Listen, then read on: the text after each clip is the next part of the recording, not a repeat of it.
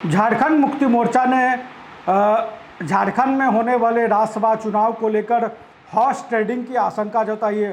Horse trading की आशंका इसलिए जताई है क्योंकि झारखंड के राज्यसभा चुनाव का एक तरीके से हॉर्स ट्रेडिंग का इतिहास भी रहा है और जिस तरीके से बीजेपी की तरफ से लगातार बयानबाजी की जा रही है, जो बीजेपी के वर्तमान प्रदेश अध्यक्ष हैं और वर्तमान में जो राज्यसभा के सांसद हैं दीपक प्रकाश, वो जिस तरीके से राज्यसभा चुनाव में अपनी उम्मीदवारी की बातें कर रहे हैं, आदित्य साहू जो प्रदेश अध्यक्ष है वो जिस तरीके से बातें कर रहे हैं कि वो बीजेपी की तरफ से अपने उम्मीदवार को उतारेंगे, झारखंड में होने वाले राज्यसभा चुनाव में उम्मीदवार को उतारेंगे, उसको लेकर झारखंड मुक्ति मोर्चा के केंद्रीय प्रवक्ता सुप्रियो भट्टाचार्य ने हॉर्स ट्रेडिंग की आशंका जताई है। उसको लेकर उन्होंने चुनाव आयोग को पत्र लिखा है और सुप्रियो भट्टाचार्य ने कहा है कि जिस तरीके से झारखंड के अगर विधायकों के गणित को समझे, जो विधानसभा में विधायकों का गणित है और जो राज्यसभा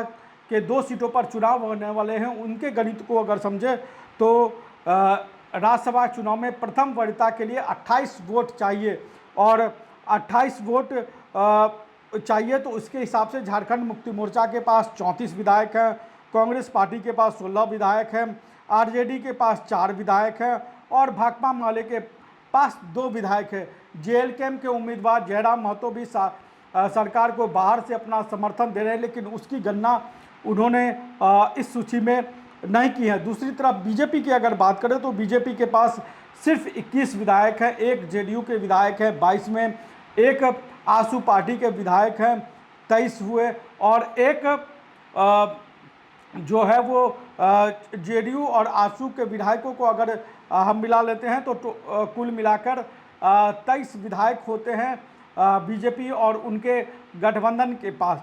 तो इस हिसाब से 23 विधायक वाली बीजेपी होती है तो उनके पास वो गणित नहीं है जिससे वो 28 वोट के साथ अपने उम्मीदवार को राज्यसभा भेज सके। लेकिन जिस तरीके से बीजेपी लगातार दावे कर रही है, बीजेपी की तरफ से ये बातें कही जा रही हैं कि वो अपने उम्मीदवार को उतार सकते हैं, तो सुप्रियो भट्टाचार्य ने आशंका जताई है कि विधायकों को आर्थिक प्रलोभन, अनैतिक बाह्य दबाव, ईडी और सीबीआई के माध्यम से दबाव डाला जा सकता है और केंद्रीय एजेंसियों का दुरुपयोग करके ईडी, सीबीआई या इनकम टैक्स या अन्य तरह के जो एजेंसियां हैं उनका दबाव डालकर जो है चुनाव को प्रभावित किया जा सकता है।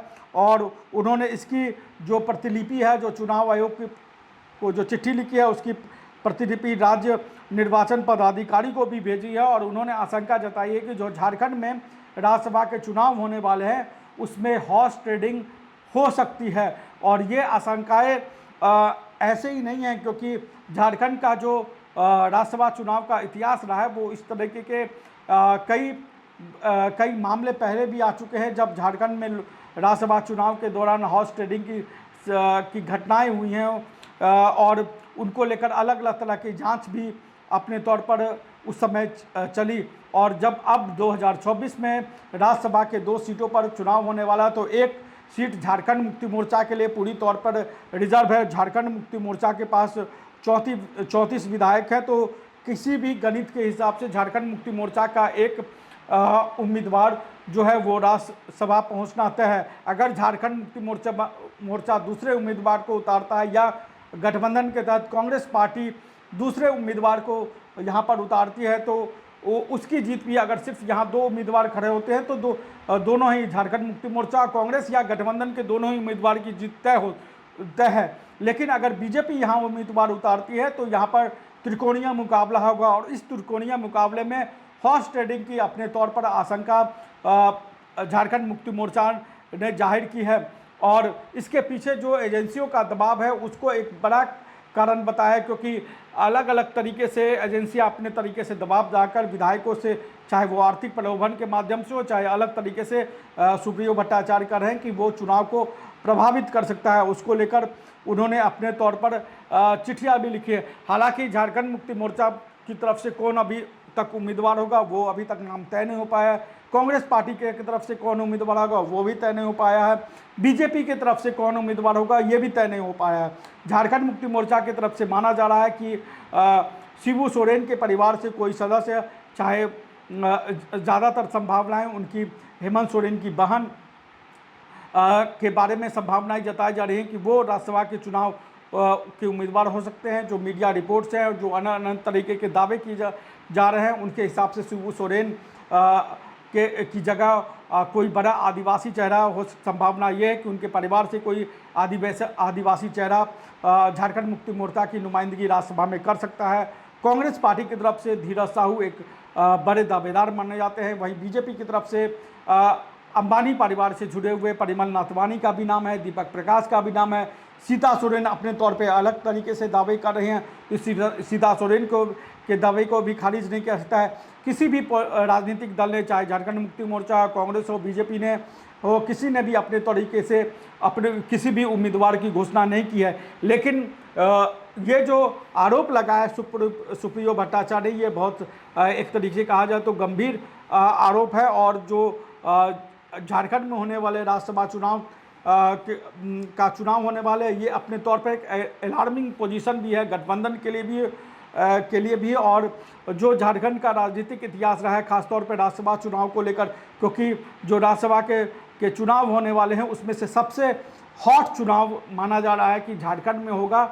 और झारखंड में राज्यसभा के कौन से 2 उम्मीदवार जो है वो राज्यसभा पहुंचेंगे, कांग्रेस पार्टी और झारखंड मुक्ति मोर्चा के उम्मीदवार पहुंचेंगे, या झारखंड मुक्ति मोर्चा के दोनों उम्मीदवार पहुंचेंगे, या कांग्रेस पार्टी झारखंड मुक्ति मोर्चा मिलके एक उम्मीदवार को खड़ा करेगी, या फिर बीजेपी एक उम्मीदवार को देगी। अगर बीजेपी एक उम्मीदवार को देगी तो ये संभावनाएं जताई जा रही हैं कि खेला हो सकता है। और उसी खेला के हिसाब से सुप्रियो भट्टाचार्य ने आशंका जताई है। तो राज्यसभा चुनाव को लेकर हमारी नज़र बनी हुई है और जो सुप्रियो भट्टाचार्य ने जो आशंका जताई है उस पर आप क्या सोचते हैं, कमेंट बॉक्स में हमें जरूर बताएं। नमस्कार, जोहार।